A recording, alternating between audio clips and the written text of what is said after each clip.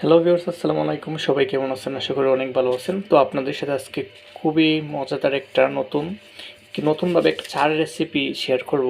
তো সবাই পুরোটা ভিডিও দেখবেন, ভালো লাগবে। তো ক্যারামেল আকারে আমি আজকে যে চাটা রেডি করবো আর কি, তো দেখবেন সবাই। ক্যারামেল করে চিনিতে পানি দিয়ে দিলাম, দেখেন পানি দেওয়ার পরে ক্যারামেলটা ফুটে আসছে। তো ভালো করে যখন পানিটা ফুটে আসবে ক্যারামেল সহ, তারপর আমি চা পাতা দিয়ে দিব। এখন আমি চা পাতা দিয়ে দিচ্ছি।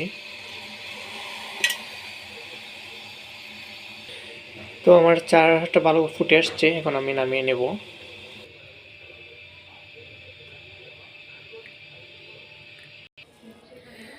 আশা করি চার কালারটা দেখেই বুঝতে পারতেছেন চাটা কেমন হবে। শুধু চা লাভারদের জন্য এমন চা।